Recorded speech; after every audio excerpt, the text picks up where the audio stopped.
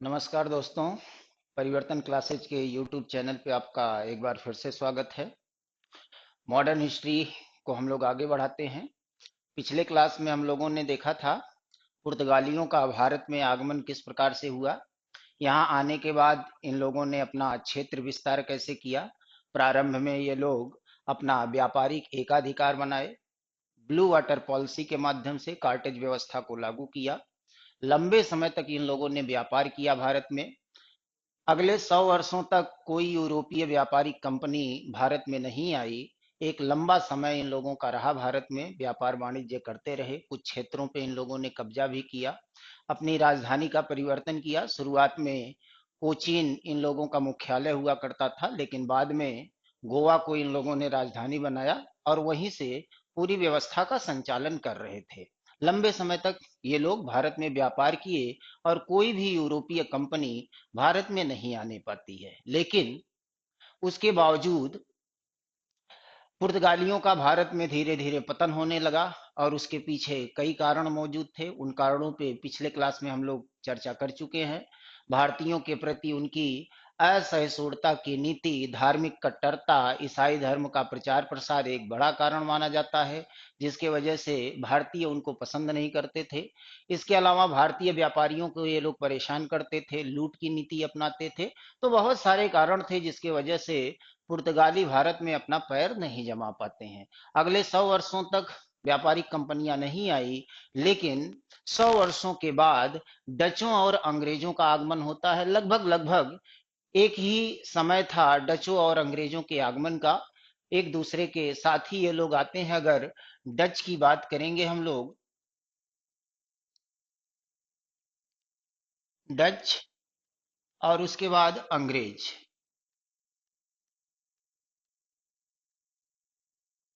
अंग्रेजों की जो ईस्ट इंडिया कंपनी बनाई गई थी 1600 ईस्वी में, और डचों का United East India Company of Netherland की जो स्थापना हुई वो 1602 ईस्वी में हुई थी। यानी लगभग लगभग दोनों आसपास में ही गठित हुए थे। लेकिन डचों का आगमन पहले होता है, 1602 में ही ये लोग आ जाते हैं, जबकि अंग्रेज आते हैं 1608 में। इसलिए अगर क्रम के हिसाब से देखेंगे तो पहले डचों का आगमन हुआ, जबकि कंपनी की स्थापना अंग्रेजों की हो गई थी लंदन में। लेकिन आगमन डचों का होता है, तो सबसे पहले हम लोग डचों को देख लेते हैं। और उसके बाद जो हमारे लिए सबसे इम्पोर्टेंट बनने वाला है इस सेगमेंट में, मॉडर्न हिस्ट्री में यूरोपीय कंपनियों का भारत में आगमन के पार्ट में सबसे जो महत्वपूर्ण होने वाला है वो अंग्रेजों का है। तो इसके बाद हम लोग अंग्रेजों का आगमन, विस्तार और क्षेत्राधिकार इनका देखेंगे। तो सबसे पहले डचों के बारे में हम लोग समझ लेते हैं कि डचों का आगमन कब हुआ, कहाँ पे हुआ, इन लोगों ने अपनी पहली व्यापारिक फैक्ट्री कहाँ पे स्थापित किया और किस तरह से ये लोग विस्तार किए। ध्यान रखने वाली बात यह है कि पुर्तगाली 1498 में आ गए थे, वास्को डिगामा आ गया था। और 1498 से लेकर के 1602 ईस्वी तक कोई अन्य कंपनी भारत में नहीं आती। यानी 100 वर्षों तक ये लोग अकेले व्यापार वाणिज्य करते रहे भारत में। लेकिन उसके बाद डच आते हैं और डचों के साथ अंग्रेज आते हैं। डचों का जब आगमन हुआ तो पहली प्रतिस्पर्धा पुर्तगालियों का डचों के साथ आरंभ हो गया। इनके बीच में युद्ध हुए, कई स्थानों पर डचों ने पुर्तगालियों को पराजित भी किया और व्यापार में भी ये लोग पुर्तगालियों से आगे बढ़ जाते हैं। लेकिन जब अंग्रेज आते हैं तो अंग्रेजों का सामना डचों से होता है और अंग्रेजों और डचों के बीच में एक युद्ध होता है जिसको वेदरा के युद्ध के नाम से जाना जाता है। और इस युद्ध में अंग्रेजों ने डचों को बुरी तरह से पराजित कर दिया और डचों के पैर यहाँ से उखड़ जाते हैं और डच यहाँ से वापस चले जाते हैं। तो डचों का एक जो समय है भारत में वो बहुत लंबा नहीं रहा है।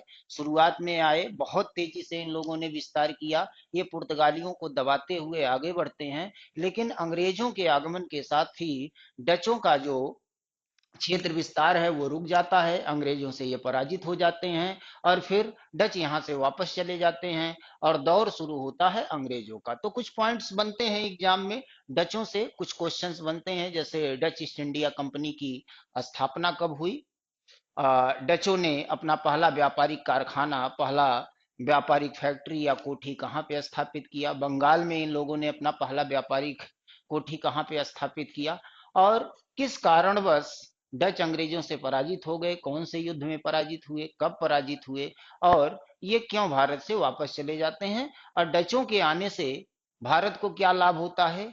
ये सारी बातें इसमें हमको थोड़ा सा समझ लेना है, और फिर हम लोग स्पेशली चलेंगे अंग्रेजों पे, और अंग्रेजों का आगमन और उनका विस्तार, इसको हम लोग डिटेल्स में देखेंगे। तो पहले हम लोग डचों को समझ लेते हैं और उसके बाद अंग्रेजों पे आते हैं।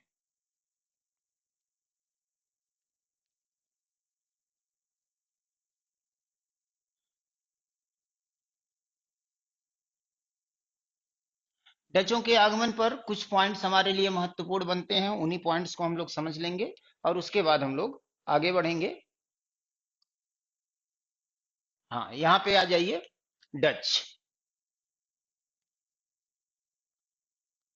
चार पांच पॉइंट्स हमारे लिए यहाँ पे महत्वपूर्ण बनेंगे, इसको समझते हैं डचों के बारे में। तो पहला पॉइंट ये बनता है, क्वेश्चन वही बनता है जो पिछले वीडियो में हम लोगों ने चर्चा किया था कि ये डच थे कौन।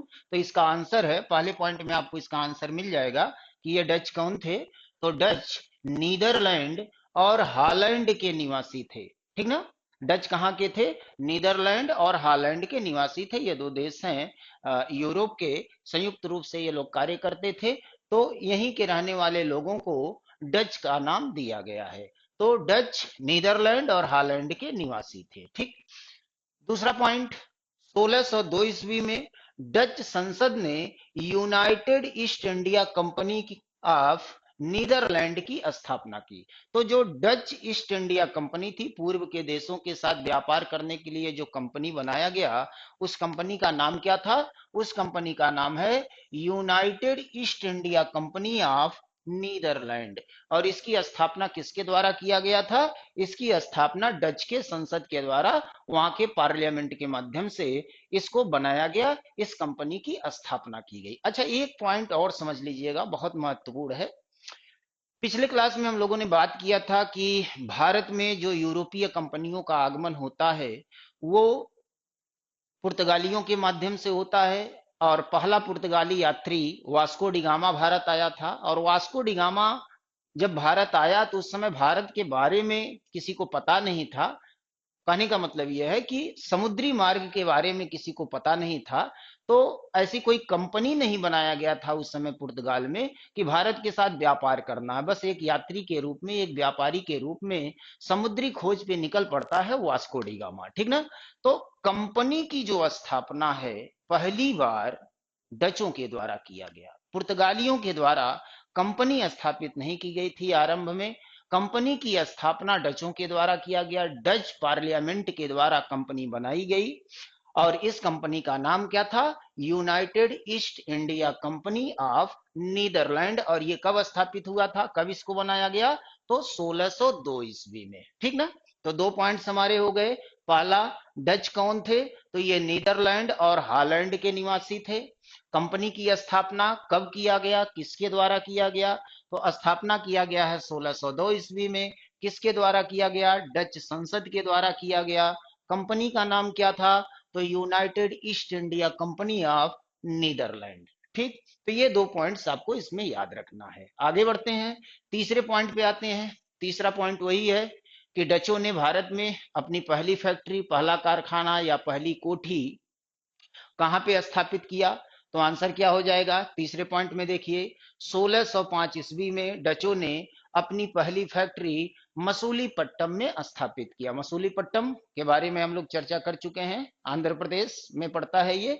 तो इन लोगों ने अपनी पहली फैक्ट्री कहाँ पे स्थापित किया? मसूलीपट्टम में स्थापित किया था। और कब स्थापित किया? 1605 ईस्वी में स्थापित किया। तो ये लोग आए 1602 ईस्वी में, और अगले 3 वर्षों में इन लोगों ने अपना कारखाना बना लिया, अपनी फैक्ट्री, अपना गोडाउन बना लिया। कहां पर? मसूलीपट्टम में बनाया, ठीक। आगे बढ़ते हैं। आगे क्या कह रहा है? आगे कह रहा है कि डचों ने भारत से ज्यादा इंडोनेशिया में रुचि दिखाया व्यापार में। ये यूरोपीय कंपनियां जब समुद्री मार्ग से भारत की तरफ आ रहे थे तो इनका उद्देश्य केवल भारत के साथ व्यापार करना नहीं था, इनका उद्देश्य था दक्षिण पूर्व एशिया के जितने भी देश हैं जहां मसालों का ज्यादा उत्पादन होता है, वहां सारे देशों से हम लोग व्यापार वाणिज्य करेंगे। जैसे पुर्तगालियों में हम लोगों ने देखा था कि वास्को डी गामा भारत आया, लेकिन उसके बाद पेड्रो अल्वरेजा कैम्ब्राल जो भारत में आता है, अरबों को पराजित करता है, अरब व्यापारियों को रास्ता साफ कर देता है व्यापार करने के लिए। लेकिन वो यहाँ रुकता नहीं है, आगे बढ़ जाता है और अन्य देशों की खोज में वो ब्राजील तक पहुंच जाता है। और ब्राजील का खोजकर्ता किसको माना जाता है?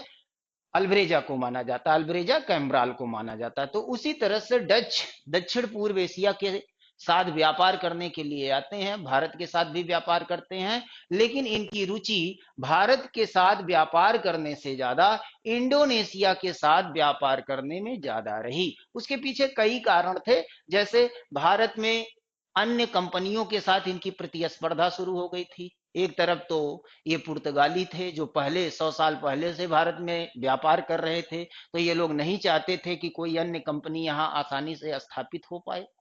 दूसरे तरफ अंग्रेज आ गए, तो अंग्रेजों के साथ भी इनका टकराव शुरू हो गया, तो प्रतिस्पर्धा ज्यादा हो गई भारत में। तो ये लोग भारत में कम इंटरेस्ट लेने लगे, व्यापार करने में इनका इंटरेस्ट बढ़ जाता है इंडोनेशिया की तरफ, क्योंकि यहाँ प्रतिस्पर्धा कम थी, मसालों का उत्पादन अच्छी मात्रा में वहां भी होता था, तो वहां पर ये लोग व्यापार में ज्यादा इंटरेस्ट लेने लगते हैं। तो डचों ने भारत से ज्यादा इंडोनेशिया के साथ व्यापार करने में रुचि दिखाया। ठीक है, आगे बढ़ते हैं नेक्स्ट पॉइंट पे। तो आगे कह रहा है, हमने कहा था पिछले क्लास में कि जितनी भी कंपनियां आती हैं भारत के साथ व्यापार करने के लिए, आते तो उसी समुद्री मार्ग से है। कालीकट वाला जो रास्ता ढूंढा गया था वास्को डी गामा के द्वारा, कालीकट में पहुंचते हैं और वहां से फिर ये लोग अपना आगे बढ़ते हैं और विस्तार करते हैं। लेकिन अंतिम रूप से इन लोगों को पहुंचना कहाँ है? अंतिम रूप से पहुंचना है बंगाल, क्योंकि बंगाल ही केंद्र बनेगा इन कंपनियों का। पुर्तगाली भी बंगाल पहुंचे, डच भी बंगाल पहुंचेंगे और अंग्रेज भी बंगाल पहुंचेंगे, और बंगाल से ही ये लोग व्यापार को आगे बढ़ाएंगे और आगे चल के बंगाल को ही केंद्र बनाएंगे और सत्ता का नियंत्रण वहीं से होगा। जब भारत को ये लोग अपनी कॉलोनी बनाएंगे, अपना उपनिवेश बनाएंगे, यहाँ पे कब्जा करेंगे, तो जो पहला कब्जा हुआ था अंग्रेजों का वो बंगाल पे ही हुआ था। आगे हम लोग पढ़ेंगे, यहाँ पे प्लासी का युद्ध, बक्सर का युद्ध, इलाहाबाद की संधि, बंगाल में द्वैध शासन प्रणाली, वो सारी चीजें बंगाल से ही शुरू होती हैं। तो यहाँ भी डच जब आए तो पहली फैक्ट्री इन लोगों ने मसूलीपट्टम में स्थापित किया, लेकिन अब ये लोग धीरे धीरे धीरे धीरे कोरोमंडल पूर्वी तट से होते हुए ये लोग बंगाल की तरफ, कलकत्ता की तरफ आगे बढ़ेंगे। तो अगला प्रश्न ये बनता है कि डचों ने बंगाल में अपनी पहली फैक्ट्री कहां पे स्थापित किया था? तो आंसर क्या हो जाएगा नेक्स्ट पॉइंट में? डचों ने बंगाल में अपनी पहली फैक्ट्री पीपली में स्थापित किया था। पीपली नामक स्थान पर इन लोगों ने अपनी पहली फैक्ट्री स्थापित किया था। कहां पर? बंगाल में। तो ये पॉइंट्स आपको याद रखना है, पहला फैक्ट्री मसूलीपट्टम में और बंगाल में पहली फैक्ट्री पीपली में। ये दो स्थानों का नाम आपको याद रखना है। ठीक, आगे बढ़ेंगे। पुर्तगाली जब आए थे तो शुरुआत में इनका केंद्र कोचीन हुआ करता था। कोचीन से ये लोग व्यापार को आगे बढ़ाते थे। बाद में इन लोगों ने अपनी राजधानी बदल दिया गोवा में, और गोवा सेंटर बना लिया और वहीं से अपना व्यापार वाणिज्य करते थे। तो यहाँ भी प्रश्न बनेगा कि डचों का मुख्यालय क्या था, डचों की राजधानी क्या थी? तो यहाँ पर डचों ने पुलिकट, तमिलनाडु में पड़ता है, ध्यान रखिएगा, पुलिकट को अपने व्यापार का मुख्यालय बनाया।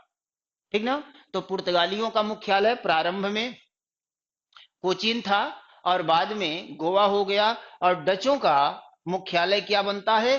पुलिकट बनता है। तो ये नेक्स्ट पॉइंट में इसको भी आपको याद रखना है, आप इसको नोट डाउन करते रहिए। ठीक है, तो डचों ने पुलिकट को व्यापार का मुख्यालय बना लिया। आगे अगला प्रश्न बनता है कि डचों के आने से भारत को क्या लाभ हुआ? जैसे पुर्तगालियों के आने से भारत को क्या लाभ हुआ था, इसके बारे में हम लोगों ने चर्चा किया था। और उसमें हमने बताया था कि सबसे महत्वपूर्ण बिंदु जो बनता है भारत में प्रिंटिंग प्रेस का लाना। प्रिंटिंग प्रेस कौन लेके आए थे? पुर्तगाली लेके आए थे। भारत में पहला प्रिंटिंग प्रेस गोवा में 1556 ईस्वी में स्थापित करवाया था। किसने? पुर्तगालियों ने। तो यहां पे कह रहा है कि डचों के आने से भारत को क्या लाभ हुआ? तो डचों के आने से, यहां नेक्स्ट पॉइंट में, भारत में डचों के आने से सूती वस्त्र उद्योग का विकास होता है। सूती वस्त्र उद्योग का जो डेवलपमेंट है, जो विकास है, वो डचों के आने से तेज हो जाता है। भारत को डचों के द्वारा ये सबसे बड़ा लाभ का पॉइंट बनता है। तो भारत में डचों के आने से सूती वस्त्र उद्योग का विकास। ठीक। और अंतिम पॉइंट में आप लोग देख लीजिए कि डचों का पतन कैसे हुआ था। तो जैसा कि शुरुआत में हमने बताया कि डच और अंग्रेज लगभग एक साथ में आते हैं, प्रतिस्पर्धा होती है, कई स्थानों पे युद्ध होता है। पुर्तगालियों के साथ भी इनको प्रतिस्पर्धा करना पड़ता है, अंग्रेजों के साथ भी प्रतिस्पर्धा करनी पड़ती है। इसीलिए ये लोग भारत में उतनी रुचि नहीं दिखाते हैं और ये लोग मुड़ जाते हैं इंडोनेशिया की तरफ। और यहाँ देखिए 1759 ईस्वी में अंग्रेजों ने डचों को वेदरा के युद्ध में पराजित कर दिया। एक युद्ध हुआ था वेदरा नामक स्थान पर और अंग्रेजों ने डचों को इस युद्ध में पराजित कर दिया, हरा दिया। और यहीं से डच पलायन कर जाते हैं, अपनी कंपनियां छोड़ करके ये लोग इंडोनेशिया की तरफ मुड़ जाते हैं और उनके साथ व्यापार वाणिज्य करना शुरू कर देते हैं। यानी भारत में डचों का पतन, इस तरह से भी क्वेश्चन पूछ सकता है आपके वनडे एग्जाम में कि भारत में डचों का पतन किस युद्ध के माध्यम से होता है? तो आपका उत्तर क्या होगा? वेदरा का युद्ध। दूसरा क्वेश्चन, वेदरा का युद्ध कब हुआ था? तो आंसर क्या होगा? 1759 ईस्वी में। नेक्स्ट क्वेश्चन, वेदरा का युद्ध किसके बीच में हुआ था? किसके किसके बीच में हुआ था? तो आंसर क्या हो जाएगा? डचों और अंग्रेजों के बीच में हुआ था। तो ये कुछ पॉइंट्स हैं डच ईस्ट इंडिया कंपनी के संबंध में जो क्वेश्चन के रूप में आपके एग्जाम में बनता है। आप बैक ईयर का पेपर देखेंगे तो डचों से बहुत ज्यादा क्वेश्चन रिपीट नहीं करता है। यही 5-7 पॉइंट्स हैं जहां से घुमा फिरा करके क्वेश्चंस बनते हैं कि भारत में डचों का आगमन हुआ। तो उससे बनने वाले जो प्रश्न है ये 4-5-6 पॉइंट्स में आप कवर कर सकते हैं। ठीक ना? तो एक बार फिर से आप रिपीट कर लीजिए। डच कौन थे? ये नीदरलैंड और हॉलैंड के निवासी थे। डच ईस्ट इंडिया कंपनी की स्थापना कब और कहां हुई? तो 1602 ईस्वी में डच संसद ने United East India Company of Netherland की स्थापना किया। उसके बाद 1605 ईस्वी में डचों ने अपनी पहली फैक्ट्री मसूलीपट्टम में स्थापित किया। उसके बाद डचों ने भारत से ज्यादा इंडोनेशिया के साथ व्यापार करने में रुचि दिखाया। बंगाल में डचों ने अपनी पहली फैक्ट्री पीपली में स्थापित किया। डचों ने पुलिकट को अपना व्यापारिक मुख्यालय बनाया, केंद्र बनाया। और भारत में डचों के आने से सूती वस्त्र उद्योग का विकास हुआ। और सबसे अंत में 1559 ईस्वी में अंग्रेजों ने डचों को बेदरा के युद्ध में पराजित कर दिया और यहीं से डचों का पतन हो गया और अंग्रेज हावी हो गए। ठीक ना? तो डचों के संबंध में ये पॉइंट्स आपको देखना है। इससे आगे क्वेश्चन बनते नहीं है वनडे में। तो आपको डच में बस इतने पॉइंट समझने हैं। अब हम लोग आगे बढ़ेंगे और आगे हम लोग अंग्रेजी ईस्ट इंडिया कंपनी की तरफ चलेंगे। और ये अंग्रेजी east India company, British east India company हमारे लिए सबसे महत्वपूर्ण होने वाला है। ठीक है, चलिए देखते हैं इसको। इसका स्क्रीनशॉट लेना चाहें तो आप ले सकते हैं।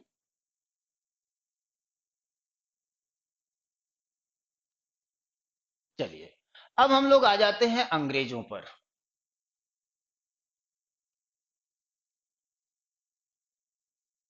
अंग्रेज, अंग्रेज का मतलब, अंग्रेज का संबंध यहाँ पे ब्रिटिशर से है, ब्रिटेन के लोगों से है।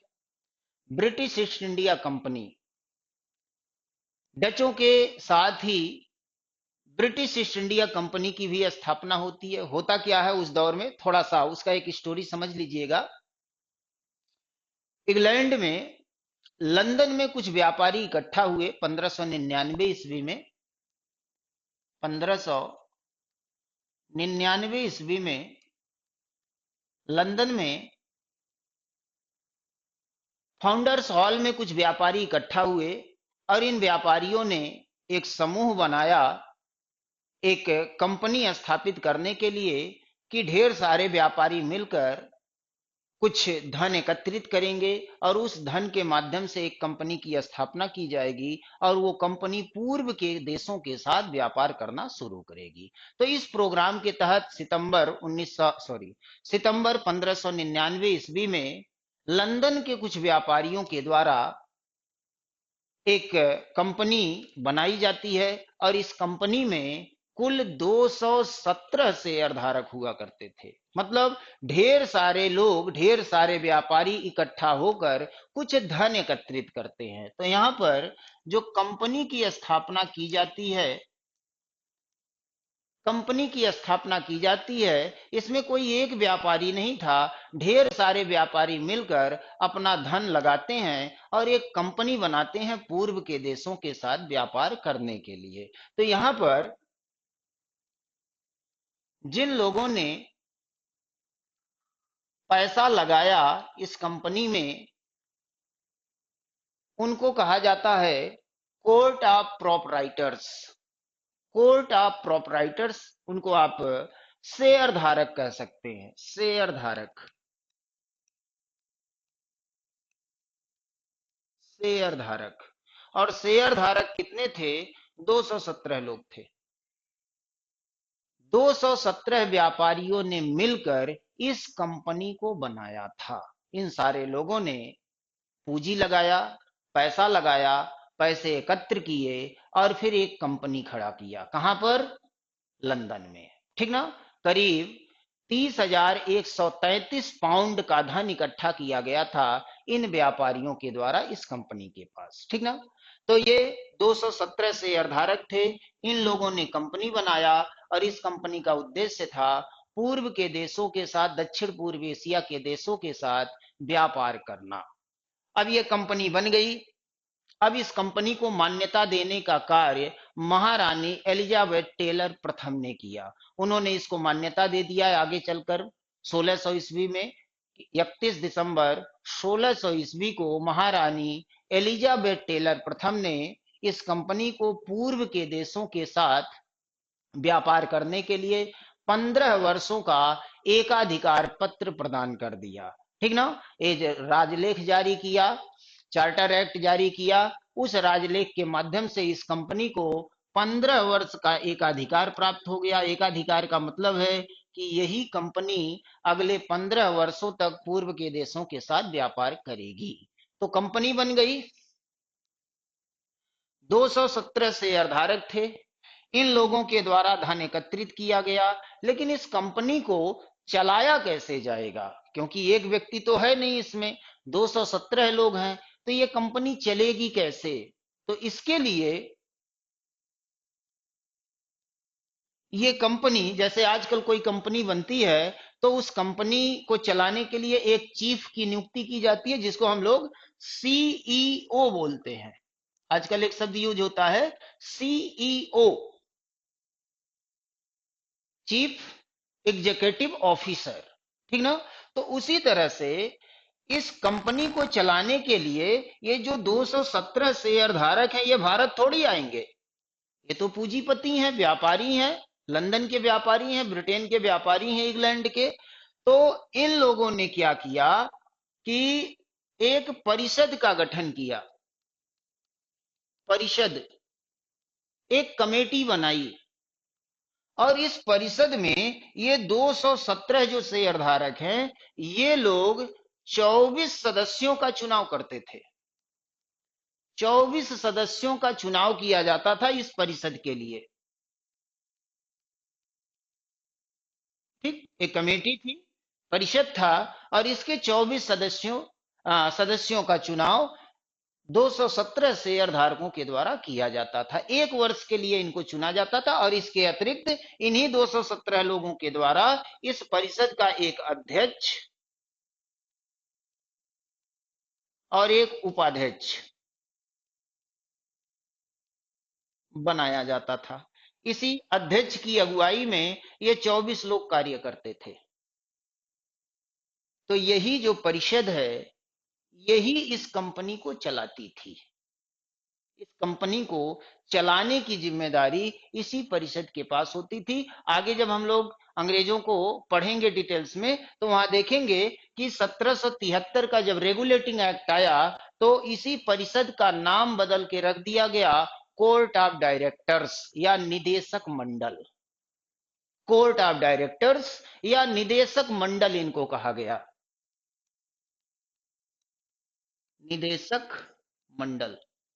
तो इस कंपनी को चलाने के लिए ये निदेशक मंडल बनाया गया था, किसके द्वारा? इन शेयर धारकों के द्वारा। इसमें 24 मेंबर होते थे। इन 24 सदस्यों का चुनाव इन शेयर धारकों के द्वारा 1 वर्ष के लिए किया जाता था। इसके साथ ही एक अध्यक्ष और एक उपाध्यक्ष चुने जाते थे, यानी टोटल 26 लोग होते थे। यही लोग मिल करके कंपनी को चलाते थे। और आगे जब गवर्नर का दौर शुरू होगा, गवर्नर जनरल बनेंगे, तो प्रश्न बनता है कि ब्रिटिश ईस्ट इंडिया कंपनी के तरफ से जो गवर्नर जनरल की नियुक्ति होती थी भारत में, पहले बंगाल में होता था फिर भारत के लिए होने लगा, तो गवर्नर जनरल की नियुक्ति करता कौन था? एक बड़ा प्रश्न बनेगा आगे चल के। तो आप सीधा सा एक आंसर दीजिएगा कि गवर्नर जनरल की नियुक्ति इन्हीं निदेशक मंडल के द्वारा किया जाता था। ये जो 24 लोग थे यही गवर्नर जनरल को नियुक्त करते थे।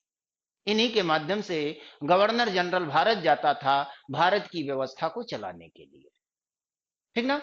तो अंग्रेजों का आगमन यहीं से होता है। ये तो बाद की बातें हैं, जब संवैधानिक विकास होगा तो उसमें हम लोग देखेंगे 1600 ईस्वी से लेकर के आगे 1858 तक चार्टर एक्ट आएगा। 1858 के बाद फिर अधिनियम आने शुरू हो जाएंगे, क्योंकि कंपनी का शासन समाप्त हो जाएगा। और शासन किसका आरंभ हो जाएगा?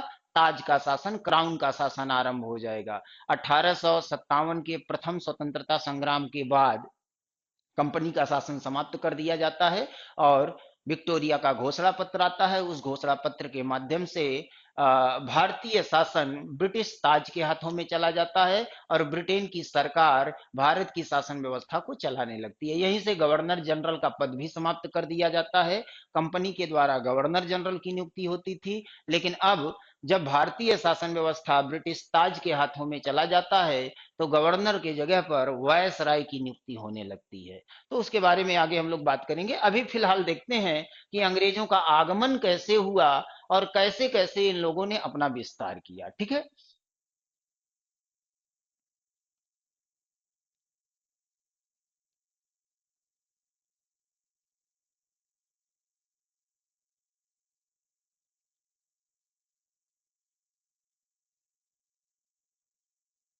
शुरुआत में एक प्रश्न बनता है कि ब्रिटिश ईस्ट इंडिया कंपनी का पूरा नाम क्या था?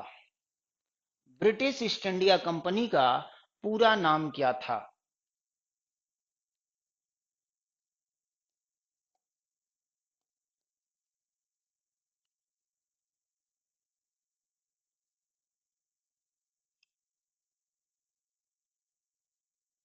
यहां पे आ जाते हैं अंग्रेजों का भारत में आगमन। यहां से शुरुआत करते हैं, कुछ पॉइंट आउट करते हुए, कुछ बिंदुओं को देखते हुए। आप लोग अपने कॉपी पर इसको नोट डाउन करते रहिएगा, क्योंकि ये आंकड़े हैं तो हम लोग कहानी के साथ साथ फैक्ट्स पे भी ध्यान देते रहेंगे, क्योंकि इन आंकड़ों से ही क्वेश्चन बनेगा आपके एग्जाम में। तो इन पॉइंट्स को ध्यान में रखते हुए हम लोग आगे बढ़ते हैं। ठीक ना? पहला पॉइंट देखिए, कह रहा है कि 22 सितंबर 1599 ईस्वी में इंग्लैंड के फाउंडर्स हॉल में लंदन के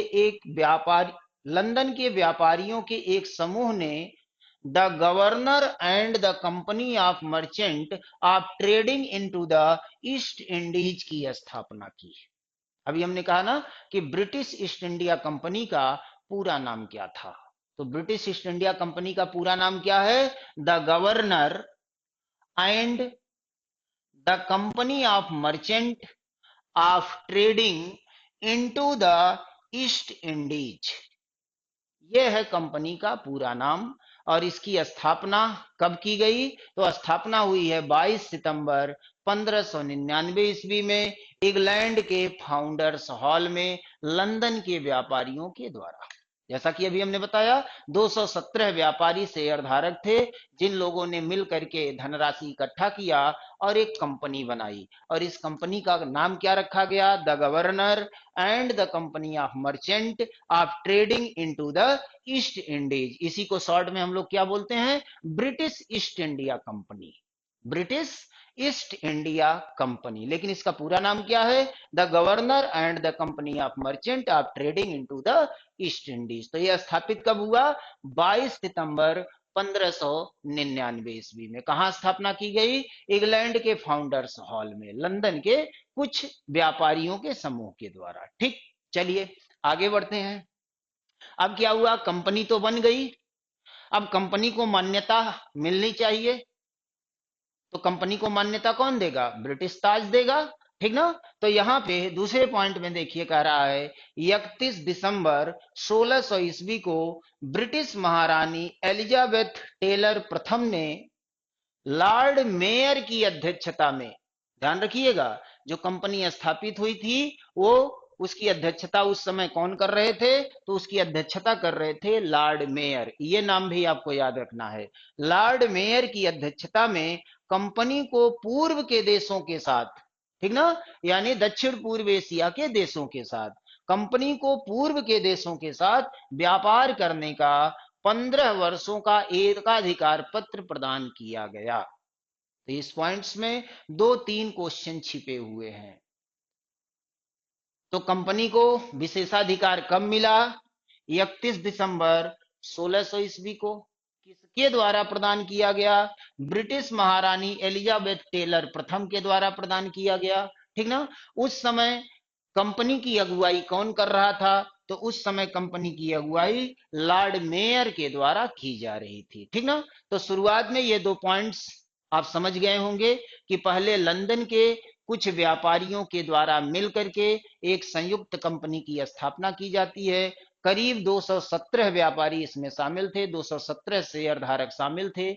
आगे इन्हीं का नाम कोर्ट ऑफ प्रोपराइटर्स हो जाएगा, और इनके द्वारा जो परिषद बनाया गया था, जो कमेटी बनाया गया था कंपनी को चलाने के लिए, उसको निदेशक मंडल यानी कोर्ट ऑफ डायरेक्टर्स कहा जाएगा, ठीक ना, रेगुलेटिंग एक्ट में। शुरुआत में इन शेयर धारकों के द्वारा 24 सदस्यों की नियुक्ति 1 वर्ष के लिए की जाती थी। इसके अतिरिक्त इसमें एक अध्यक्ष और एक उपाध्यक्ष होता था, लेकिन बाद में रेगुलेटिंग एक्ट में इनकी नियुक्ति, इनका जो चुनाव होता था वो 4 वर्षों के लिए किया जाने लगा था, ठीक ना? तो उसको आगे अभी हम लोग देखेंगे संवैधानिक विकास में।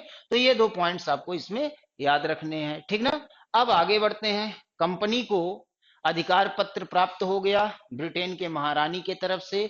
अब ये कंपनी भारत के साथ व्यापार करना शुरू करेगी। तो कंपनी की स्थापना 1599 में हो गई, और 1600 ईस्वी में इस कंपनी को मान्यता मिल गई। अब जरूरत थी भारत में ये लोग व्यापार वाणिज्य आरंभ करें, लेकिन आप जानते हैं कि उस समय भारत में मुगल वंश का शासन था। 1600 ईस्वी याद करिए, उस समय कौन से मुगल बादशाह हुआ करते थे? मुगल बादशाह कौन थे 1600 ईस्वी? सम्राट अकबर। 1556 से लेकर 1605 ईस्वी तक का जो शासन काल रहा है मुगल वंश में, वो अकबर का शासन काल रहा है। 1605 में अकबर की मृत्यु हो गई, और जब अकबर की मृत्यु हुई तो अकबर का पुत्र सलीम, यानी जो जहांगीर के नाम से जाना जाता है, तो जहांगीर अगला मुगल बादशाह बनता है। तो जहांगीर जब अगले मुगल बादशाह बने, तो फिर इस कंपनी को भारत में व्यापार करना था, तो इसके लिए मुगल बादशाह से भी परमिशन लेना जरूरी था, आवश्यक था। तो इसके लिए ब्रिटिश सम्राट ने अपना एक राजदूत भेजा भारत में, कि भारत में जाइए, मुगल बादशाह से मुलाकात करिए, परमिशन लीजिए कि ब्रिटेन की कंपनी भारत के साथ व्यापार करना चाहती है। तो ब्रिटिश सम्राट के द्वारा कौन से राजदूत को भेजा गया, ये प्रश्न बनेगा। कब भेजा गया, ये प्रश्न बनेगा। इनकी मुलाकात किस मुगल बादशाह से हुई, ये प्रश्न बनेगा। कहां पे हुई, किस स्थान पे हुई, ये प्रश्न बनेगा। तो दो तीन प्रश्नों का उत्तर अगले एक पॉइंट में आपको मिलने वाला है। कंपनी बन गई, कंपनी को अधिकार पत्र प्राप्त हो गया। अब कंपनी भारत के साथ व्यापार करना चाह रही है, लेकिन भारत में जो मुगल बादशाह हैं उनसे परमिशन चाहिए, और ये परमिशन इनको मुगल बादशाह से मिलेगा। इसके लिए ब्रिटिश के सॉरी इसके लिए ब्रिटेन के सम्राट ने अपना एक दूत भेजा, और उस दूत का नाम था कैप्टन हॉकिंस। ठीक ना? कैप्टन हॉकिंस को 1608 ईस्वी में ब्रिटेन के सम्राट ब्रिटेन के सम्राट ने भारत में व्यापार करने के लिए, परमिशन लेने के लिए, जहांगीर से मुलाकात करने के लिए भारत भेजते हैं। चलिए अब उनके बारे में देखते हैं। यहां पर देखिए, 1608 ईस्वी में सम्राट जेम्स प्रथम ने कैप्टन हॉकिंस को दूत के रूप में जहांगीर के दरबार में भेजा। अपने दूत के रूप में भारत में मुगल बादशाह जो जहांगीर हुआ करते थे उनके दरबार में भेजते हैं, और ये 1608 ईस्वी में आए थे, और 1611 ईस्वी तक ये जहांगीर के दरबार में थे। इनके बारे में कुछ और कहानियां प्रचलित हैं। एक पॉइंट देखिए ऊपर छूटा हुआ है, एक महत्वपूर्ण प्रश्न यहां से बनता है, कई एग्जामों में पूछा भी है कि वह कौन सा ब्रिटिश यात्री था जो स्थल मार्ग से भारत आया था। वह कौन सा ब्रिटिश यात्री था जो स्थल मार्ग से भारत आया था। आप जानते हैं कि स्थल मार्ग अवरुद्ध हो चुका था उस समय, क्योंकि तुर्कों का अधिकार हो गया था स्थल मार्ग पर। लेकिन उसके बावजूद एक साहसिक यात्री थे ब्रिटेन के, जो स्थल मार्ग से होते हुए भारत तक पहुंच गए थे, और ये 1599 ईस्वी में भारत आए थे, और इनका नाम क्या था? John Mildon Hall. ये नाम आपको याद रखना, कुछ एग्जामों में यहां से एक क्वेश्चन पूछा हुआ है। जॉन मिल्डन हॉल नामक ब्रिटिश यात्री स्थल मार्ग से 1599 ईस्वी में भारत आए थे। ठीक ना? और उसके बाद यहाँ 1608 ईस्वी में ब्रिटिश सम्राट जेम्स प्रथम ने जहांगीर के दरबार में अपना एक दूत भेजा, और उस दूत का नाम था कैप्टन हॉकिंस। ये सूरत पहुंचते हैं समुद्री मार्ग से, और सूरत पहुंचने के बाद ये जहांगीर से मुलाकात करने के लिए आगरा जाते हैं। आगरा में इनकी मुलाकात होती है, और जब ये मुलाकात करते हैं जहांगीर से, तो अपने साथ कुछ उपहार लेकर आए थे। देखिए उस समय का एक प्रचलन था, एक दौर था उपहार देने का। तो कुछ उपहार लेकर के आए हुए थे, करीब 2500 सोने के सिक्कों के बराबर के कीमत का वो उपहार था। और जब ये उपहार प्रस्तुत किए जहांगीर के दरबार में, जहांगीर के सामने, तो जहांगीर बड़ा प्रसन्न हुआ और इनका आत्मिक स्वागत किया। कैप्टन हॉकिंस की एक बड़ी खासियत ये थी कि अंग्रेज होने के बावजूद इनको तुर्की और फारसी भाषा का अच्छा ज्ञान था।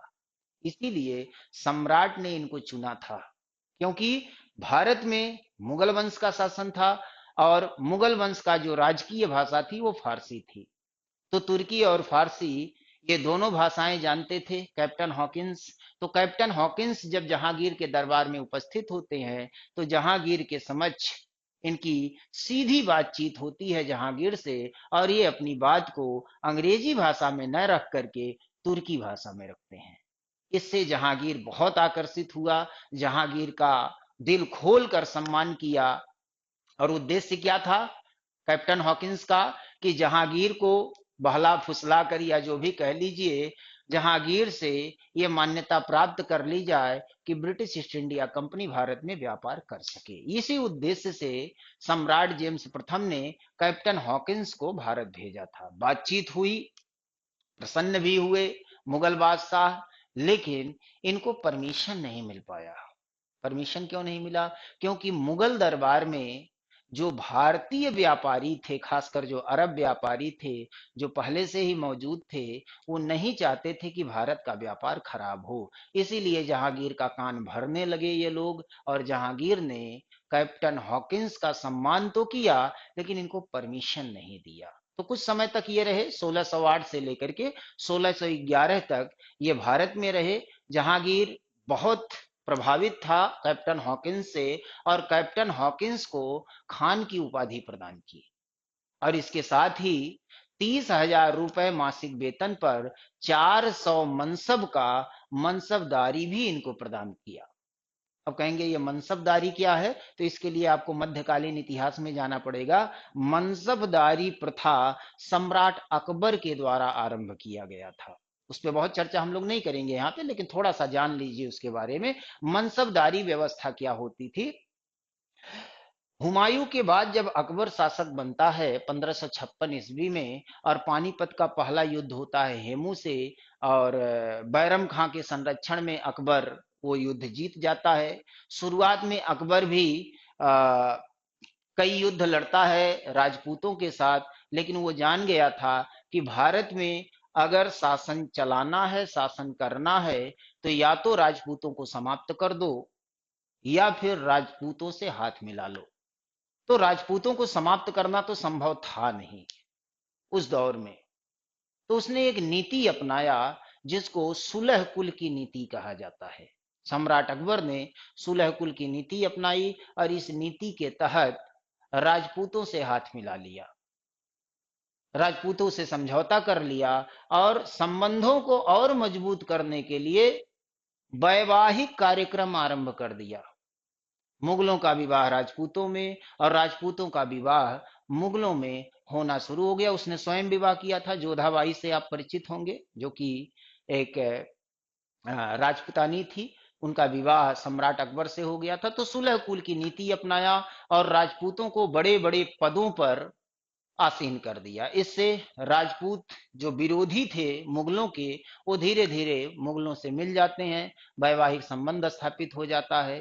केवल मेवाड़ के शासक इनसे मिलने से साफ मना कर देते हैं, और आगे चल कर के महाराणा प्रताप की कहानी आप लोग सुने ही होंगे। महाराणा प्रताप कभी अकबर से नहीं मिलते हैं, इनसे हाथ नहीं मिलाते, और आगे चल के हल्दी घाटी का युद्ध होता है।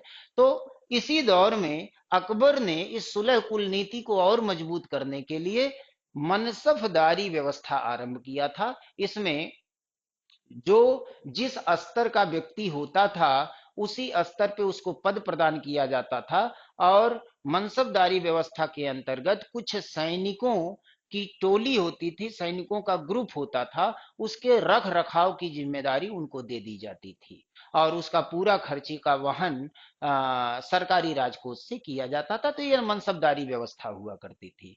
तो यहाँ पर जहांगीर ने भी कैप्टन हॉकिंस को 1400 का, सॉरी 400 की मनसबदारी इनको प्रदान कर दिया था। तो ये कैप्टन हॉकिंस की बात हो गई। उसके बाद आगे बढ़ते हैं। तो ये कब की घटना है? 1608 की घटना है, यानी कंपनी बन चुकी है, कंपनी भारत के साथ व्यापार करने के लिए तैयार है, लेकिन अभी इनको परमिशन नहीं मिल रहा है ठीक से। अब हुआ क्या कि ये 1608 ईस्वी में हुआ। 1609 ईस्वी में सम्राट जेम्स प्रथम ने कंपनी के एक अधिकार को अनिश्चित काल के लिए बढ़ा दिया। शुरुआत में 31 दिसंबर 1600 ईस्वी को महारानी एलिजाबेथ टेलर प्रथम ने ब्रिटिश ईस्ट इंडिया कंपनी को 15 वर्षों का एकाधिकार दिया था, लेकिन 1609 आते आते सम्राट ने इस एकाधिकार को अनिश्चित काल के लिए बढ़ा दिया कि पूर्व के देशों के साथ, खासकर भारत के साथ जो व्यापार होगा ब्रिटेन की तरफ से, वो व्यापार केवल और केवल यही कंपनी करेगी, ब्रिटेन की कोई दूसरी कंपनी यहाँ पे व्यापार नहीं करेगी। तो ये 1609 ईस्वी की घटना है। कैप्टन हॉकिंस भारत में आए, सम्मानित हुए, लेकिन उसके बावजूद इनको परमिशन नहीं प्राप्त हो पाता है। तो 1608 ईस्वी में, पिछले क्लास में हम लोगों ने इस पे डिस्कस किया था कि 1608 ईस्वी में टॉमस एडवर्थ, नाम याद रखिएगा, 1608 ईस्वी में टॉमस एल्डवर्थ के अधीन सूरत में प्रथम फैक्ट्री का निर्माण आरंभ हुआ, किंतु विवाद के कारण 1613 ईस्वी में यह पूर्ण हुआ। इसके बारे में पिछले क्लास में हम लोगों ने चर्चा किया था कि ब्रिटिश ईस्ट इंडिया कंपनी के तरफ से भारत में जो पहली व्यापारिक कोठी आरंभ की गई थी, निर्माण कार्य आरंभ किया गया था, वो कब किया गया था? 1608 ईस्वी में किया गया था। लेकिन मुगलों से विवाद हो गया, और इस विवाद के कारण ये पूर्ण कब हुआ जा करके? 1613 ईस्वी में पूर्ण हुआ था। इससे पहले ही मसूलीपट्टम में 1611 में फैक्ट्री बन करके तैयार हो गई थी। तो इस पे हम लोगों ने चर्चा किया था। तो यहाँ पे 1608 ईस्वी में, ये नाम याद रखना है आपको, थॉमस एल्डवर्थ की अगुवाई में सूरत में पहली फैक्ट्री का निर्माण शुरू होता है, लेकिन विवाद के चलते ये 1613 में पूर्ण हो पाता है। तो शुरुआत हम लोगों ने कहां से किया था? 1599 से कंपनी बनी, 1600 में मान्यता मिली, 1608 में पहला दूत आया, 1609 में इनका एकाधिकार अनिश्चित काल के लिए बढ़ा दिया गया, और 1608 में ही पहला फैक्ट्री बनना शुरू हुआ, लेकिन विवाद के कारण 1613 में पूर्ण हो गया। ठीक ना? अब आगे बढ़ते हैं।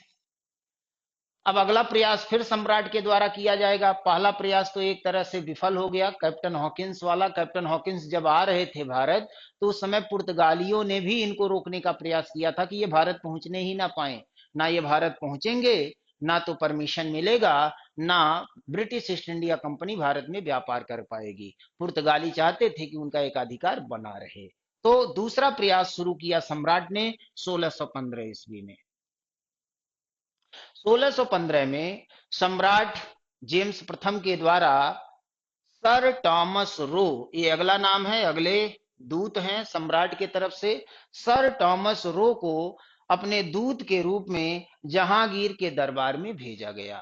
तो 1615 में दूसरे राजदूत ब्रिटेन के सम्राट की तरफ से भारत आते हैं, और इनका भी उद्देश्य वही था कि यहाँ के मुगल बादशाह से परमिशन लिया जाए। तो 1615 में सम्राट के द्वारा सर टॉमस रो को द्वितीय राजदूत के रूप में भारत भेजा जाता है। ठीक ना? तो ये सूरत आते हैं समुद्री मार्ग से, और जहांगीर से मिलने के लिए ये अजमेर में जाते हैं 1616 ईस्वी में। अजमेर में इनकी मुलाकात होती है। ठीक ना? यहाँ ध्यान रखिएगा, पहले जो राजदूत आए थे कैप्टन हॉकिंस, ये सूरत पहुंचे थे समुद्री मार्ग से, और इनकी मुलाकात जहांगीर से आगरा में हुई थी। और दूसरे जो राजदूत सर टॉमस रो हैं, ये समुद्री मार्ग से सूरत पहुंचते हैं, और इनकी मुलाकात जहांगीर से, मुगल बादशाह जहांगीर से कहां पे होती है? अजमेर में होती है। ठीक है? तो ये मुगल दरबार में इनको भेजा गया उनसे मुलाकात करने के लिए। तो ये घटनाएं देखिए धीरे धीरे बढ़ रही हैं। 1599 में शुरू हुआ था, कंपनी बनी, 1600 में मान्यता मिली, 1608 में पहली फैक्ट्री बनना शुरू हो गया, 1609 में कंपनी को एक अधिकार प्राप्त हो गया अनिश्चित काल के लिए, 1615 में सर टॉमस रो आ गए। अब और आगे बढ़ेंगे। नेक्स्ट, आगे क्या हुआ?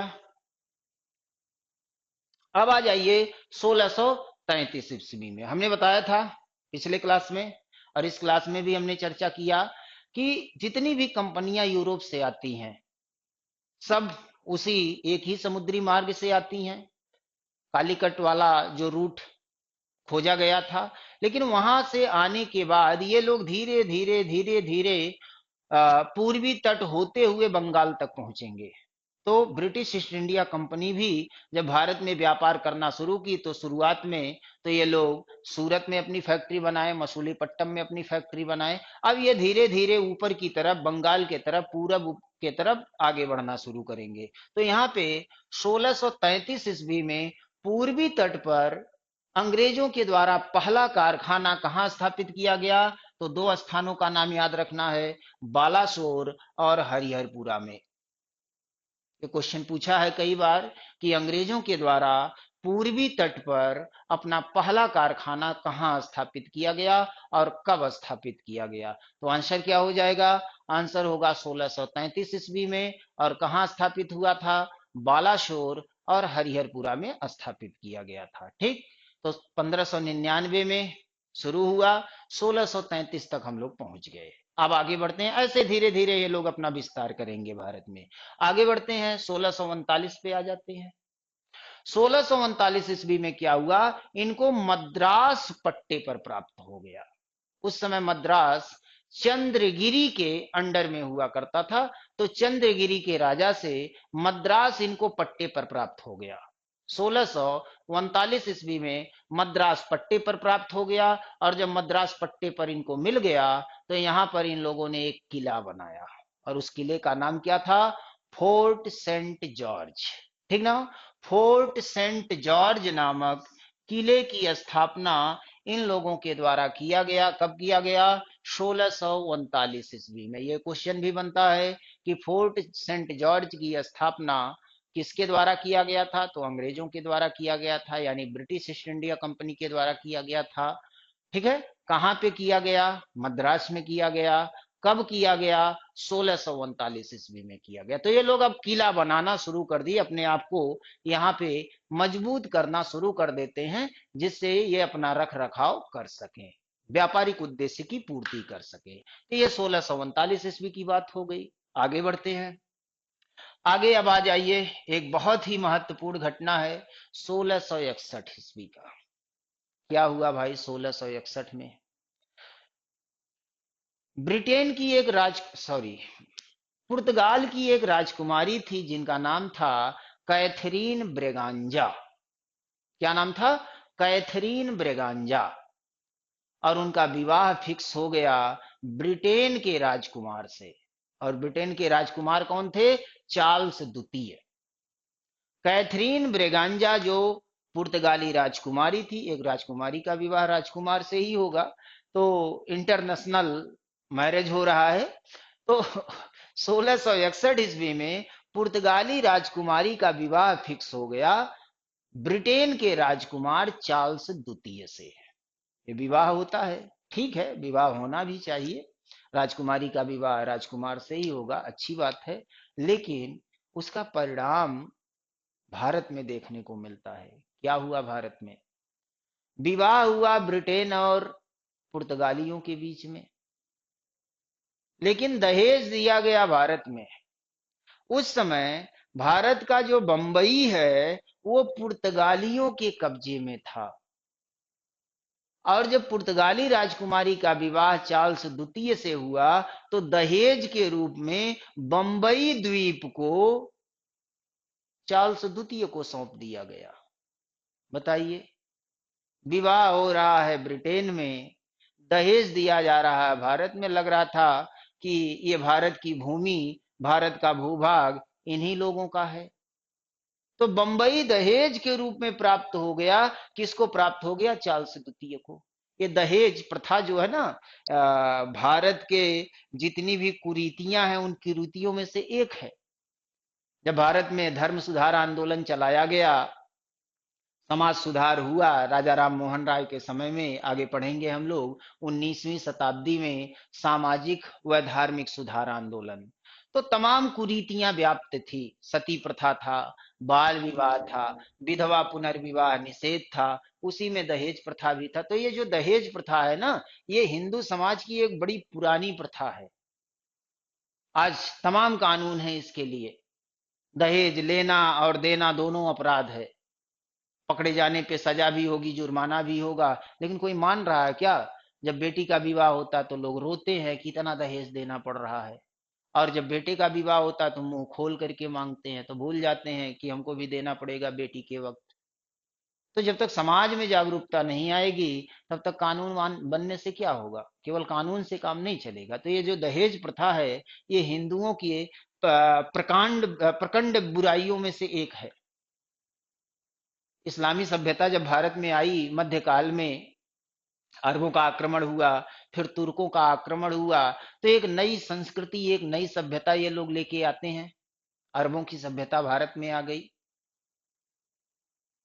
तो दोनों सभ्यताएं, भारत की सभ्यता, अरब की सभ्यता जब आपस में मिली, तो जब दो सभ्यताएं मिलती हैं तो कुछ लेन देन होता है। भारत की सभ्यता ने अरब की सभ्यता से कुछ सीखा, और अरब की सभ्यता ने भारतीयों से कुछ सीखा। अब क्या सीखा उस पे चर्चा नहीं करेंगे, बात धार्मिक हो जाएगी, ठीक ना। तो यहाँ पे दहेज वाला जो मैटर है ये बहुत महत्वपूर्ण है कि 1661 ईस्वी में पुर्तगाली राजकुमारी कैथरीन ब्रिगांजा और ब्रिटिश राजकुमार चार्ल्स द्वितीय का विवाह हो गया, जिसमें बंबई दहेज के रूप में इनको प्राप्त हो गया। अब ये चार्ल्स द्वितीय बंबई क्या करेंगे? ये तो खुद ही राजकुमार हैं, ब्रिटेन के हैं, तो भारत में बंबई को लेके क्या करेंगे? तो इन्होंने क्या किया, 1668 ईस्वी में राजकुमार ने बंबई को 10 पाउंड के वार्षिक किराए पर ब्रिटिश ईस्ट इंडिया कंपनी को दे दिया, क्योंकि कंपनी ब्रिटेन के तरफ से भारत में व्यापार कर रही थी। तो इन्होंने क्या किया कि बंबई को ब्रिटिश ईस्ट इंडिया कंपनी को दे दिया 10 पाउंड के मामूली वार्षिक किराए पर। तो 1661 ईस्वी में इनको दहेज के रूप में मिला था, और 1668 ईस्वी में इन्होंने बंबई को ब्रिटिश ईस्ट इंडिया कंपनी को ट्रांसफर कर दिया कि इसकी देखरेख आप लोग करो, बदले में हमको इसका वार्षिक किराया देते रहो। ये हो गया। कब की घटना है? 1661 की और 1668 का। ध्यान रखिएगा, उस समय का बंबई आज के बंबई जैसा नहीं था। उस समय का बंबई केवल और केवल एक बंदरगाह के रूप में था। वहां कोई डेवलपमेंट नहीं था, कोई विकास नहीं था। एक बंदरगाह के रूप में उसको यूज किया जाता था। अब हुआ क्या, जब कंपनी को मिल गया ये बंदरगाह, तो अब इसका डेवलपमेंट शुरू कराएगी कंपनी। तो क्या हुआ, तो 1668 में कंपनी को बंबई प्राप्त हो गया। आगे देखते हैं, यहां देखिए 1669 से 1677, 68 में बंबई मिला कंपनी को, ब्रिटिश ईस्ट इंडिया कंपनी को। अब एक व्यक्ति है जिसका नाम है गेराल्ड आंगियार। गेराल्ड आंगियार को बंबई का गवर्नर बना दिया गया। किसके द्वारा? कंपनी के द्वारा, ब्रिटिश ईस्ट इंडिया कंपनी के द्वारा गेराल्ड आंगियार को बंबई का गवर्नर बना दिया गया। और इस गवर्नर ने बंबई का विकास करना शुरू किया। तो बंबई को व्यवस्थित करने का कार्य चार्ल्स गेराल्ड आंगियार के द्वारा किया गया। इसीलिए चार्ल्स गेराल्ड आंगियार को बंबई का संस्थापक माना जाता है, फाउंडर ऑफ मुंबई। बंबई का संस्थापक, ये क्वेश्चन पूछा है कई बार वनडे एग्जामों में कि बंबई का संस्थापक किसे माना जाता है, तो उत्तर होगा चार्ल्स गेराल्ड आंगियार। तो ये पॉइंट आपको याद रखना है, बंबई का संस्थापक कौन था? चार्ल्स गेराल्ड आंगियार। ठीक है, आगे बढ़ते हैं। अब फिर वही घटना यहां भी रिपीट हो रहा है, जैसा कि हमने पिछले क्लास में बताया था। यहां भी हमारी बात हुई कि सारी कंपनियां पहले दक्षिण में ही आती हैं, उसी रास्ते से, कालीकट वाले रास्ते से, लेकिन धीरे धीरे ये लोग बंगाल की तरफ आगे बढ़ना शुरू करते हैं। तो ब्रिटिश ईस्ट इंडिया कंपनी कैसे पीछे रहेगी? अब ये कंपनी भी बंगाल की तरफ अपना रुख करेगी। 1600 में कंपनी को अधिकार मिल गया था, और 50 साल बीतते बीतते ये लोग बंगाल की तरफ आगे बढ़ना शुरू करेंगे। तो हुआ क्या, ये घटना है 1651 की। क्या हुआ? 1651 ईस्वी में ब्रिजमैन के नेतृत्व में बंगाल के हुगली में इन लोगों ने अपना पहला कारखाना स्थापित कर लिया। तो ये क्वेश्चन पूछता है एग्जाम में कि अंग्रेजों के द्वारा या ब्रिटिश ईस्ट इंडिया कंपनी के द्वारा बंगाल में अपनी पहली फैक्ट्री कब और कहां स्थापित किया गया? तो कब स्थापित किया गया? 1651 ईस्वी में। और कहां स्थापित किया गया? बंगाल के हुगली में स्थापित किया गया। ये लोग बंबई तक पहुंच गए, सॉरी, बंगाल तक पहुंच गए। अब देखिए आगे क्या होता है। अब धीरे धीरे ये लोग बंगाल में अपना व्यापार वाणिज्य फैलाएंगे, अपना विस्तार करेंगे। तो यहाँ पे 1698 ईस्वी का एक महत्वपूर्ण पॉइंट है। 1698 ईस्वी में बंगाल के एक सूबेदार हुआ करते थे। सूबेदार क्या होता, हमने आपको बताया था कि जैसे आजकल भारत 28 राज्यों और 8 केंद्र शासित प्रदेशों में बटा हुआ है, और केंद्र के तरफ से एक प्रतिनिधि भेजा जाता है इन राज्यों के शासन व्यवस्था को देखने के लिए, जिसको राज्यपाल कहा जाता है। राज्यों में राज्यपाल भेजे जाते हैं, और संघ राज्य क्षेत्रों में यानी केंद्र शासित प्रदेशों में उपराज्यपाल भेजे जाते हैं। तो उसी तरह से मुगल साम्राज्य में कई प्रांतों में बटा हुआ था मुगल साम्राज्य, जिसको सूबा बोला जाता था, सूबा। तो सूबों का शासन संचालन करने के लिए मुगल बादशाह के तरफ से सूबेदार नियुक्त किए जाते थे। तो यहां पर बंगाल का सूबेदार 1698 ईस्वी में कौन था? उसका नाम था अजीमुस्सान।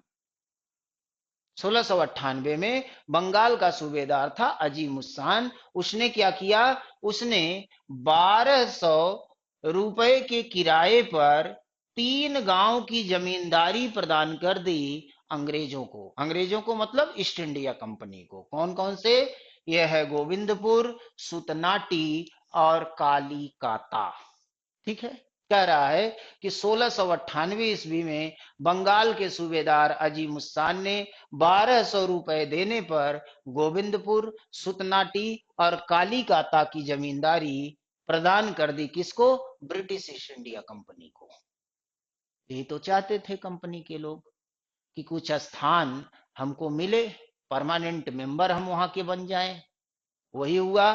तो 1698 ईस्वी में गोविंदपुर, सुतनाटी और कालीकाता की जमींदारी इनको प्राप्त हो गई। अब क्या किया इन लोगों ने? यहां देखिए, इन्हीं तीनों स्थानों को मिलाकर जॉब चौरनॉक, ये नाम आपको याद रखना है, जॉब चौरनॉक ने आधुनिक कलकत्ता की नींव डाली। कलकत्ता भी, ये जो कालीकाता, सुतनाटी, गोविंदपुर है, ये तीनों आसपास के सटे हुए क्षेत्र थे, गांव के रूप में थे। ये केवल एक बंदरगाह के रूप में था, समुद्र का किनारा था। तो ये जब तीनों जगहों की जमींदारी इनको मिल गई, तो इस क्षेत्र को भी इन लोगों ने बंदरगाह के रूप में विकसित करना शुरू किया, बिल्कुल उसी तरह से जैसे बंबई को करना शुरू किया था। बंबई दहेज के रूप में मिला था, बाद में कंपनी को मिला, कंपनी ने गवर्नर बनाया गेराल्ड आंगियार को, और फिर उसका डेवलपमेंट किया गेराल्ड आंगियार ने, तो उनको बंबई का संस्थापक माना जाता है। यहाँ पर अजीमुस्सान से ये 3 गांव इनको मिल गए और इसकी जिम्मेदारी दी गई जाब चौरनॉक को, और जाब चौरनॉक ने इसका डेवलपमेंट किया बंदरगाह के रूप में, और यहीं से आधुनिक कलकत्ता की नींव पड़ती है। इसीलिए जाब चौरनॉक को कलकत्ता का संस्थापक माना जाता है। ये पॉइंट आपको याद रखना है कि कलकत्ता का संस्थापक कौन था? तो जाब चौरनॉक था। ठीक ना? ये अजीमुस्सान से 3 गांव प्राप्त हुआ था, उसी को विकसित किया गया जाब चौरनॉक के द्वारा। ठीक ना? और आप जानते हैं आगे कलकत्ता ही भारत की राजधानी बनती है, और 1912 ईस्वी तक कलकत्ता ही देश की राजधानी थी। 1912 में राजधानी परिवर्तन होता है, कलकत्ता के स्थान पर दिल्ली को राजधानी बनाई जाती है। दिल्ली दरबार लगता है 1911 ईस्वी में, उसी में यह निर्णय लिया जाता है और राजधानी परिवर्तन किया जाता है। कलकत्ता के स्थान पर दिल्ली को राजधानी बनाई जाती है। उस समय क्रांतिकारियों ने बम फेंक दिया था राजधानी परिवर्तन के समय, और तत्कालीन जो गवर्नर जनरल या वायसराय थे लॉर्ड हार्डिंग, वो घायल हो गए थे। इसी घटना को हार्डिंग बम कांड के नाम से जाना जाता है। आगे जब हम लोग राष्ट्रीय आंदोलन पे आएंगे तो वहां इस घटना का अध्ययन करेंगे। फिलहाल तो यहाँ पर इन्हीं तीनों गांवों को मिला करके जाब चौरनॉक ने आधुनिक कलकत्ता की नींव डाली। ठीक, ये हो गया। कलकत्ता में ये लोग अपना पांव पसार रहे हैं। आगे बढ़ते हैं। 1700 ईस्वी में कलकत्ता में फोर्ट विलियम की स्थापना की गई तथा कलकत्ता को प्रथम प्रेसिडेंसी नगर घोषित किया गया। बहुत महत्वपूर्ण है ये पॉइंट। फोर्ट विलियम, फोर्ट मतलब किला, तो फोर्ट विलियम नामक एक किला बनाया गया। इसी किले के लिए विवाद शुरू होगा बंगाल के नवाब सिराजुद्दौला से, और फिर विवाद इतना गहरा जाएगा कि इस फोर्ट विलियम पर कब्जा कर लेंगे सिराजुद्दौला, और अंग्रेजों को पकड़ लिया जाएगा। पकड़ करके एक कमरे में ठूस दिया जाएगा। 146 अंग्रेजों को 18x14 के कमरे में ठूस दिया गया था, बाहर से दरवाजा बंद। रात भर ये लोग पड़े रहे, 146 लोग 18x14 के कमरे में। सोचिए क्या हुआ होगा। दूसरे दिन जब दरवाजा खुला तो इन 146 लोगों में से केवल 23 लोग जिंदा बचे थे, बाकी के मर गए। सांस फूलने की वजह से, ऑक्सीजन के अभाव में इनकी मृत्यु हो गई।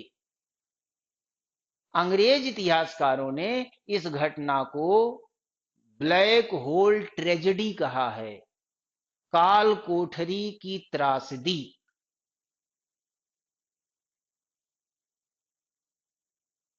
1756 ईस्वी की यह घटना है, 20 मई 1756। सिराजुद्दौला ने यह कार्य किया था। इसी फोर्ट विलियम पे कब्जा किया था सिराजुद्दौला ने। तो 1700 ईस्वी में कलकत्ता में यह फोर्ट विलियम बनाया गया और 1756 में सिराजुद्दौला ने इसी पे कब्जा कर लिया और अंग्रेजों को पकड़ के एक कमरे में कैद कर दिया और उसी कमरे में वो मर गए। तो फोर्ट विलियम आपको याद रखना है, ठीक ना। तो फोर्ट विलियम की स्थापना की गई और कलकत्ता को पहला प्रेसिडेंसी नगर घोषित किया गया। हमने बताया था ना कि 3 प्रेसिडेंसी बनेंगे आगे चल के अंग्रेजों के द्वारा, बंबई की प्रेसिडेंसी, मद्रास की प्रेसिडेंसी और बंगाल की प्रेसिडेंसी। शुरुआत में तीनों प्रेसिडेंसियों के गवर्नर अलग अलग होते थे, अपने अपने क्षेत्र का गवर्नेंस इनके द्वारा किया जाता था, संचालन किया जाता था। लेकिन जब रेगुलेटिंग एक्ट आया 1773 का, तो उसमें एक नया क्लॉज जोड़ दिया गया और कहा गया कि बंगाल का गवर्नर अब गवर्नर जनरल कहलाएगा और इसके साथ ही बंगाल के गवर्नर जनरल के अधीन बंबई के गवर्नर जनरल और मद्रास के गवर्नर जनरल कार्य करेंगे। यानी बंगाल के गवर्नर जनरल को सुप्रीमेसी प्रदान कर दी गई, उन्हीं के अधीन अब दोनों प्रेसिडेंसियां काम करेंगी। तो यहां पे सबसे पहले कलकत्ता में फोर्ट विलियम की स्थापना हुई और कलकत्ता को ही प्रथम प्रेसिडेंसी नगर घोषित किया गया। यह कब की घटना है? 1700 ईस्वी की घटना। तो ध्यान रखिएगा, 100 साल हो गया, 100 वर्ष बीत गए कंपनी को भारत में आए हुए। 1599 से हम लोगों ने शुरू किया था, कंपनी बनी लंदन में 217 शेयर धारकों के द्वारा। 1600 ईस्वी में मान्यता मिली, 1608 में कैप्टन हॉकिंस आया, 1609 में अनिश्चित काल के लिए एक अधिकार मिल गया सम्राट के तरफ से, 1615 में दूसरा दूत आता है सर टॉमस रो। तो इस तरह से समय बीतता जा रहा है, 100 साल बीत गए कंपनी को भारत में आए हुए। दक्षिण भारत में लोग आते हैं, लेकिन आगे बंगाल में भी ये लोग अपना किलेबंदी करना शुरू कर दिए। मद्रास में किला बनाए, बंगाल में किला बनाए, इस तरह से ये लोग अपना विस्तार कर रहे हैं। आगे बढ़ते हैं, नेक्स्ट आगे देखिए, एक बहुत ही महत्वपूर्ण घटना है। इसी घटना के बाद अंग्रेजों के पांव इतने मजबूती से जम जाएंगे कि अन्य व्यापारिक कंपनियां इनका मुकाबला नहीं कर पाएंगी और अंग्रेज भारत में अस्थायी हो जाएंगे। इनको ढेर सारा व्यापारिक छूट प्राप्त हो जाएगा और फिर अन्य कंपनियों के मुकाबले इनकी स्थिति बहुत मजबूत हो जाएगी। हुआ क्या था? घटना है 1717 ईस्वी की।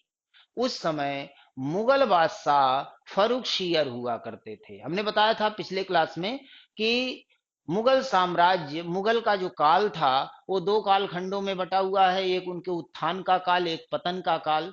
तो बाबर से लेकर औरंगजेब तक, यानी 1526 ईस्वी से लेकर 1707 ईस्वी तक का जो कालखंड है वो मुगलों के उत्थान का काल था। इसके इस शासन काल में जितने भी मुगल बादशाह हुए बहुत मजबूत थे, इनका एम्पायर बहुत मजबूत था और कोई भी विदेशी कंपनी भारत में अधिकार करने के बारे में सोच भी नहीं सकती थी। लेकिन 1707 में जब औरंगजेब की मृत्यु हो गई, उसके बाद के जो मुगल बादशाह हुए वो कमजोर पड़ने लगे। उसका फायदा ये यूरोपियन कंपनियां उठाने लगी और भारत में जगह जगह पे ये लोग अपना अधिकार करना शुरू कर देते हैं। तो हुआ क्या था? 1717 ईस्वी में मुगल बादशाह फर्रुखशियर हुआ करते थे और उनका स्वास्थ्य खराब हो गया। एक लाइलाज बीमारी से वो पीड़ित हो गए। भारत में जितने भी नीम हकीम वैद्य हुआ करते थे वो लोग इलाज करने में अक्षम हो गए, यानी भारत में अब उनका इलाज संभव नहीं रह गया, क्योंकि आप जानते हैं कि भारत में आयुर्वेद के माध्यम से उस समय इलाज होता था लोगों का, एलोपैथिक अंग्रेजी दवाएं नहीं होती थी। तो आयुर्वेद में इस बीमारी का कोई इलाज नहीं था। ये लगभग तय माना जा रहा था कि फर्रुखशियर अब बचेंगे नहीं। लेकिन हुआ क्या, उसी समय ब्रिटेन से एक अंग्रेजी दल भारत में आता है। 3 सदस्यों का अंग्रेजी दल भारत में आता है और उस समूह में एक सदस्य थे जो कि ब्रिटेन में सर्जन थे। सर्जन आप समझ रहे होंगे, ब्रिटेन में सर्जन थे एलोपैथ के, वो भी भारत आए थे। और जब वो भारत आए और फर्रुख सियर से उन्होंने मुलाकात किया, तो फर्रुख सियर का चेकअप किया, और चेकअप करने के बाद उन्होंने बताया कि इसका इलाज हमारे एलोपैथ में संभव है, मैं इनको ठीक कर सकता हूं। अब इससे अच्छी सूचना फर्रुख सियर के लिए क्या हो सकता था। हैमिल्टन नाम था उस सर्जन का। हैमिल्टन ने फर्रुख सियर का इलाज आरंभ किया और फर्रुख सियर ठीक हो गए एलोपैथ के माध्यम से। और जब फर्रुख सियर ठीक हो गए तो आप जरा सोचिए, मुगल बादशाह की जान बचाने की कीमत क्या होगी।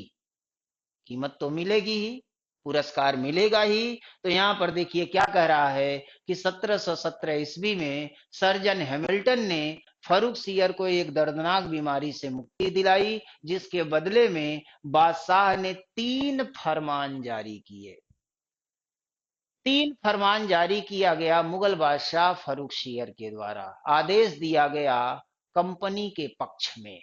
क्या था ये तीनों फरमान, क्या थे, क्योंकि इसका परिणाम बहुत दूर तक जाएगा। क्या हुआ था इसमें? पहला फरमान था 3,000 रुपए वार्षिक कर देने पर बंगाल में खुले व्यापार की छूट। साल भर में 3,000 रुपए टैक्स देना है ब्रिटिश ईस्ट इंडिया कंपनी को, और बदले में पूरे साल बंगाल में ये व्यापार वाणिज्य कर सकते हैं और किसी प्रकार का कोई टैक्स देने की जरूरत नहीं है। एक बहुत बड़ा छूट प्राप्त हो गया। बंगाल उस समय का बहुत बड़ा हुआ करता था। आज का बिहार, उड़ीसा, ये पूरा जो क्षेत्र और बांग्लादेश, ये पूरा क्षेत्र मिला करके बंगाल हुआ करता था। तो पूरे बंगाल में इन लोगों को व्यापार करने की छूट मिल जाती है इस फरमान के माध्यम से। केवल 3,000 रुपए का वार्षिक टैक्स देना था। दूसरा, बंबई में ढले सिक्कों को मुगल साम्राज्य में चलाने की छूट। आप जानते हैं कि बंबई में ईस्ट इंडिया कंपनी ने अपना टकसाल खोला हुआ था, अपने सिक्के ढालती थी, लेकिन अभी तक इन सिक्कों को मुगल साम्राज्य में चलाने की अनुमति नहीं थी। लेकिन फर्रुखसियर जब इस बीमारी से निजात पाता है, तो यहाँ पर इस फरमान में एक फरमान ये भी था कि कंपनी के द्वारा बंबई में जो सिक्के ढाले जा रहे हैं, अब पूरे मुगल साम्राज्य में ये चलाए जा सकते हैं। एक बहुत बड़ा छूट मिल गया ब्रिटिश ईस्ट इंडिया कंपनी को। व्यापार करना अब इनके लिए आसान हो जाएगा। और तीसरा फरमान, तीसरा और अंतिम फरमान है 10,000 रुपए के 10,000 रुपए वार्षिक देने पर सूरत में आयात निर्यात में कर से मुक्ति। ये तो सबसे बड़ा फरमान है। पूरे देश में जो व्यापार होता था उसको सूरत के रास्ते ही समुद्री मार्ग से यूरोप तक पहुंचाया जाता था। तो सबसे ज्यादा टैक्स, सबसे ज्यादा कर सूरत में ही लगता था। ब्रिटिश ईस्ट इंडिया कंपनी को इस फरमान के माध्यम से सूरत में छूट मिल गई, मात्र 10,000 रुपए के वार्षिक कर पर। यानी ये तीनों फरमान मील के पत्थर साबित हुए ब्रिटिश ईस्ट इंडिया कंपनी के लिए। और इन फरमानों के माध्यम से ब्रिटिश ईस्ट इंडिया कंपनी मजबूती से अपना पांव जमा ली भारत में। अब इनके व्यापार को कमजोर करना, इनसे मुकाबला करना अन्य कंपनियों के लिए आसान नहीं रह गया था। तो इस तरह से जो 1600 ईस्वी से आरंभ हुआ था, 1600 ईस्वी से आरंभ हुआ, 1717 ईस्वी आते आते ये लोग पूरे भारत के व्यापार पर अपना नियंत्रण स्थापित कर लेते हैं। इसके बाद की जो घटनाएं हैं, अब इसके बाद ये लोग भारत पे कब्जा करना शुरू करेंगे, क्योंकि मुगल साम्राज्य का पतन शुरू हो चुका है, औरंगजेब की मृत्यु हो चुकी है। मुगल बादशाह जो आगे बनेंगे वो कमजोर और विलासी थे। मुगल साम्राज्य के अंतर्गत जो अन्य मुगल साम्राज्य के अंतर्गत जो सूबे हुआ करते थे, जो सूबेदार नियुक्त किए गए थे, वो सूबेदार धीरे धीरे अपने आप को स्वतंत्र घोषित करना शुरू कर देंगे। उसमें हैदराबाद आपको मिलेगा, बंगाल मिलेगा, अवध मिलेगा, ये धीरे धीरे स्वतंत्र होने लगेंगे। इसके अलावा जो मुगल साम्राज्य के विरोधी थे, जैसे मराठा साम्राज्य समानांतर चल रहा था, सिख राज्य जो समानांतर चल रहा था, ये लोग भी विरोध करेंगे ही। तो इस तरह से मुगल साम्राज्य विखंडित होता है। और जब मुगल साम्राज्य विखंडित होगा तो अंग्रेजों को मौका मिलेगा। अभी तक ये लोग व्यापारिक एक अधिकार स्थापित कर रहे थे, लेकिन अब इन लोगों का साम्राज्यवादी नीति आरंभ हो जाएगा और भारत को उपनिवेश बनाना ये लोग शुरू कर देंगे। तो उपनिवेशीकरण जो भारत में शुरू होता है वो हम लोग अगले सेगमेंट में देखेंगे, नेक्स्ट क्लास में देखेंगे। यहां तक इनका केवल व्यापारिक जो विस्तार था, उस व्यापारिक विस्तार को हम लोगों ने देख लिया इस क्लास में। अब औपनिवेशिक जो इनका विस्तार है उसको हम लोग नेक्स्ट क्लास में देखेंगे। तो आज का क्लास यही हम लोग ओवर करते हैं। Thank you very much.